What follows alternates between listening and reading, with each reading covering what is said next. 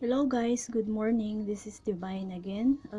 I'd like to share po kung paano mag-loan sa SSS through online using your desktop. Punta po tayo sa kanilang website. Ito po yung website ng SSS, www.sss.gov.ph, and then choose here as a member para po mag-login. Then magla-login po tayo ng user ID. This user ID was registered on SSS. And then password. We'll check kung parking meters for verification. You should click here.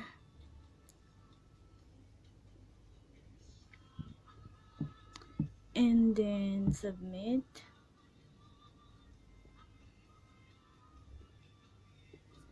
Andito na po tayo sa kanilang site. Naka-login na po ako.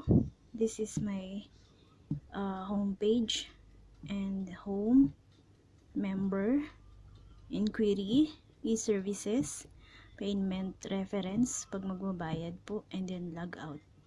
And meron silang expiration date. So, punta po ako sa services. Mag-apply po ako ng loan. Ayan, napakadali lang po. Just click apply loan and then loading. Andito na po tayo sa details. Apply for salary loan. And this is my mailing address, mobile number, Philippines, and then this is my email, and then the required amount is here, 21,000, and choose the bank. I have here Philippine National Bank. It was already registered because last time na nag-loan po ako, I'm using Philippine National Bank account. And then there is what's this, reminder to our member. So I was already, na-read ko na po yan kanina a while ago. And then check. Eto na po yung amount na pwede kong ma-loan sa SSS. Pakabilis lang po niya. It's amounting of 21,000 with other charges, and the net amount, loan amount, should be 450.55,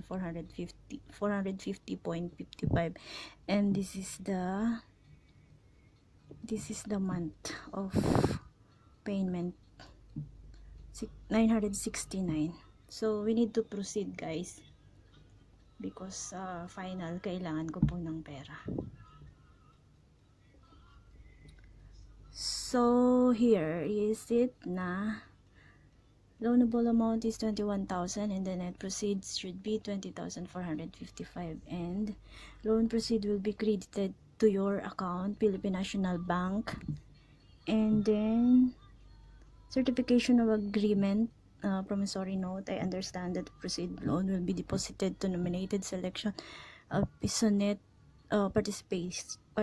participating bank. Then I certify that nominated selected PisoNet participating bank should be, it's okay na po. I certify information provided is form true and correct. Yes, that's right. Finally, submit. Okay, you have successfully submitted your salary loan application to SSS on May 2, 9:35 a.m. Loan proceed will be credited on your Philippine National Bank account. Please take note that your transaction number was this. Okay, I need to screenshot po. Ayan na guys. Tapos na po kaagad yung pag-loan ko. In a few minutes lang po natapos na kaagad. So, I'm just waiting for kung kailan siya papasok dun sa PNB bank account ko. For maybe it's 1 week or 2 weeks, I don't know, but it's already submitted. Thank you very much guys. Gusto ko lang pong i-share kung paano mag-loan sa SSS through online by using your desktop. Thank you for watching. Bye bye. This is Divine. Salamat po.